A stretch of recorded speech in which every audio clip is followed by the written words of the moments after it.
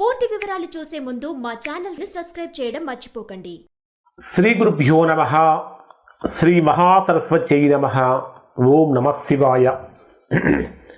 Narayana Sastry astrology channel వీక్షిస్తున్నటువంటి ప్రేక్షక మహాశీలకు స్వాగతం, సుస్వాగతం. ఈరోజు మనము 2026 సంవత్సరం జనవరి నెల 11వ తేదీ నుంచి 20వ తేదీ వరకు సింహరాశిలో జన్మించిన వారి యొక్క గ్రహస్థితులు, రాశి ఫలితాలు ఎలా ఉన్నాయి, రోజువారీ ఫలితాలు ఎలా ఉండబోతున్నాయి, ఒకవేళ ఏమైనా ప్రతికూలతలు ఉంటే ఎటువంటి పరిహారాలు పాటించాలి అనే అన్ని విషయాలు మనం ఈ వీడియోలో తెలుసుకుందాం. మనం ఇప్పుడు చెప్పుకుంటున్నటువంటి రాశి ఫలితాలు జనవరి 11 నుంచి 20 వరకు. చాలామందికి ఉన్నటువంటి మీమాంస ఒక సందిగ్ధత ఏమిటంటే సంక్రాంతి ఎప్పుడు జరుపుకోవాలి అనే ఒక సందిగ్ధత ఏర్పడింది. మనకు సంక్రాంతి అనేది మకర సంక్రమణం, అంటే రవి మకర రాశిలోకి ప్రవేశించినప్పుడు సంక్రాంతి జరుపుకుంటాం.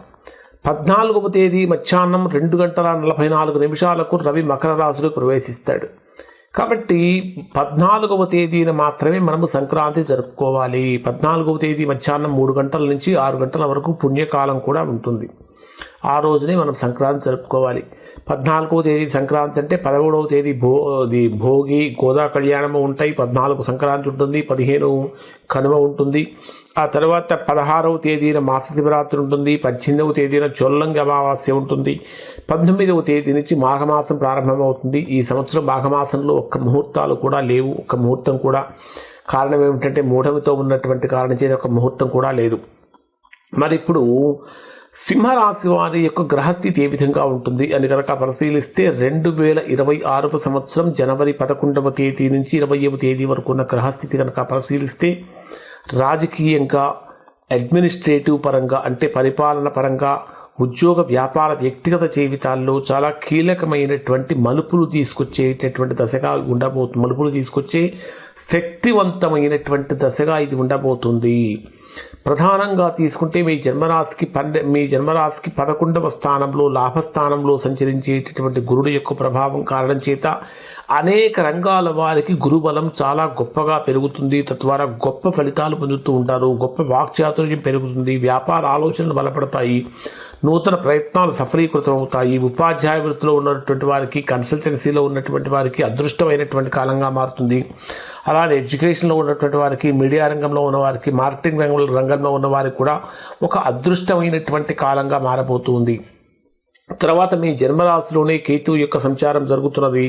జన్మరాశిలో కేతువు సంచరించేటప్పుడు సాధ్యమైనంత వరకు సింహరాశి వారు కొద్దిగా అహంకారాన్ని తగ్గించుకోవాలి. అహంకారాన్ని చెక్ పెట్టే పరిస్థితులు ఉన్నాయి. అలానే జీవితంలో ఏది అవసరము, ఏది అనవసరం అన్నటువంటి ఒక స్పష్టత కూడా కలుగుతుంది. అనవసరమైనటువంటి ఖర్చులు కూడా తగ్గించుకునే అవకాశం ఏర్పడుతూ ఉంటుంది. కుంభరాశిలో సంచరించేటటువంటి రాహు యొక్క ప్రభావం కారణం చేత టెక్నాలజీ, రాజకీయ, సామాజిక రంగాల్లో అనూహ్యమైనటువంటి పరిణామాలు కనిపిస్తాయని చెప్పాలి. పేరు ప్రతిష్టల కోసం చేసే ప్రయత్నాలు చక్కగా ఫలిస్తాయి అని చెప్పాలి.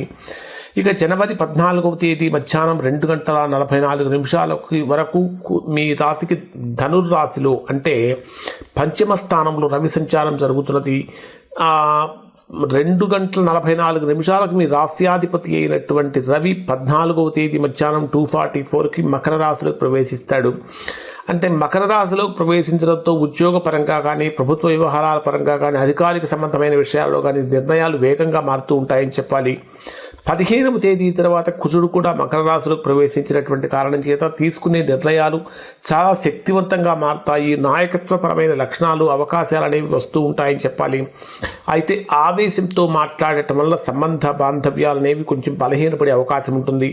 శుక్రుడు మకర రాశిలో ఉండటం వల్ల ఆస్తి, వాహనాలు, విలాస వస్తువులపై చక్కగా ఆసక్తి పెరుగుతుంది అని చెప్పాలి.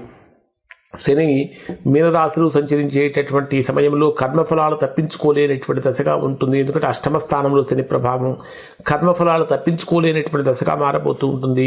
అంటే మంచి పనులు చేసిన వారికి మంచి ఫలితం తొందరగా పొందుతారు. ఏదైనా చెడు పనులు కనుక చేసినట్టయితే వాటికి తగ్గ ఫలితాన్ని కూడా వెంటనే పొందే అవకాశం ఉంటుంది.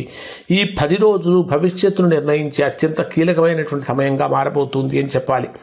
మరి డే వైజ్గా కనుక పరిశీలిస్తే 11వ తేదీ ఉదయం నుంచి 13వ తేదీ సాయంత్రం సాయంత్రం 5:21 వరకు ఉండేటటువంటి సమయంలో సింహరాశిలో జన్మించినటువంటి వారికి ధైర్యం పెరుగుతుంది, ఆత్మవిశ్వాసం పెరుగుతుంది, బ్రహ్మాండమైనటువంటి అనుకూలత కలుగుతూ ఉంటుంది, పబ్లిక్ రిలేషన్స్ పెరుగుతూ ఉంటాయి, కమ్యూనికేషన్ పెరుగుతూ ఉంటుంది, సోదర సంబంధాలు పెరుగుతూ ఉంటాయి, తల్లిదండ్రుల మీద ప్రత్యేకమైన శ్రద్ధ తీసుకుంటూ ఉంటారు. ఇంకా కమ్యూనికేషన్, సోషల్ మీడియా, వ్యాపార రంగాలలో చర్చలు ముందుకు వెళ్తూ ఉంటాయి. చిన్న చిన్న ప్రయాణాలు చక్కగా గొప్పగా లాభాన్ని కూడా కలిగిస్తాయి. ఇక్కడ మీరు బుధవారం రోజున గణేష్ పూజ చేయటం చాలా మంచిది. దాంతోపాటు ఓం గం గణపతయే నమః అనే మంత్రపారాయణం చాలా మంచిది.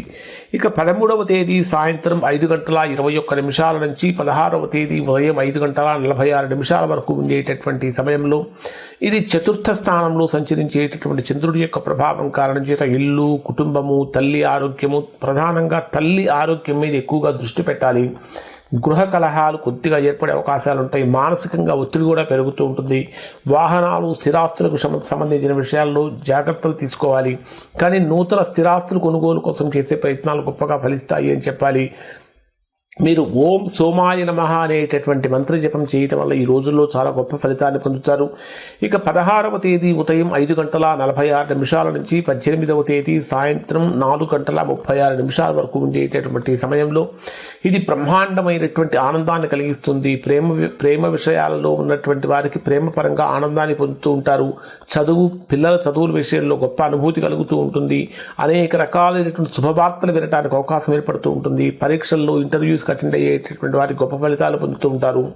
ఇంకా చెప్పాలంటే మీ క్రియేటివిటీ లెవెల్స్ అనేటటువంటివి చాలా గొప్పగా పెరుగుతూ ఉంటాయి. గురువారం రోజున సరస్వతీదేవి పూజ కనుక చేసినట్లయితే గొప్ప ఫలితాలు పొందుతారు అని చెప్పాలి. ఇక 18వ తేదీ సాయంత్రం 4:36 నుంచి 20వ తేదీ రాత్రి వరకు ఉండే సమయాన్ని కనుక మనం పరిశీలిస్తే చంద్రుడు మకర రాశిలో సంచరించేటటువంటి ఈ సమయంలో మీకు ఏ విధంగా ఉంటుందంటే ఆరోగ్యపరమైనటువంటి రుణాలు, ఆరోగ్యపరంగా సమస్యలు పెరుగుతూ ఉంటాయి. రుణాలు ఉన్నటువంటి వారి సమస్యలు పెరుగుతూ ఉంటాయి. ఒత్తిడి యొక్క తీవ్రత పెరుగుతూ ఉంటుంది.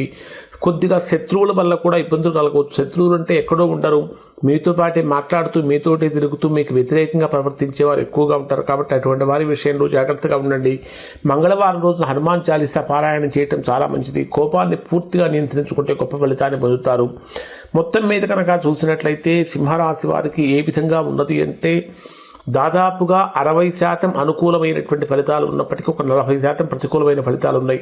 ఆ 40% ప్రతికూలమైన ఫలితాలు తొలగిపోవాలంటే ఇప్పుడు చెప్పిన పరిహారాలు చేసుకోవడం చాలా మంచిది. ఇప్పుడు మనము చెప్పినటువంటి ఫలితాలు సింహరాశిలో ఉన్నటువంటి 90% మందికి 90% ఫలితాలు వర్తిస్తాయి. ఎవరికైతే వర్తించడం లేదో, ఎవరైతే తీవ్రమైనటువంటి ప్రతికూలతలు పొందుతున్నారో దానికి కారణం ఏమై ఉంటుందంటే వారి యొక్క వ్యక్తిగత జాతకంలో ఏర్పడినటువంటి దోషం యొక్క ప్రభావం ఏమి ఉంటుంది. అటువంటి సందర్భంలో ఒకసారి మీరు మీ యొక్క వ్యక్తిగత జాతకాన్ని విశ్లేషణ చేయించుకుని దోషం ఎక్కడుందో తెలుసుకుని దోష నివారణ చేయించుకుంటే చక్కగా సత్ఫలితాన్ని పొందుతారు. ఇప్పుడు చెప్పినటువంటి పరిహారాలు చక్కగా పాటించడం వల్ల కూడా మంచి ఫలితాలు పొందుతారు. ఇవి సింహరాశి వారికి సంబంధించినటువంటి ఫలితాలు. శుభం.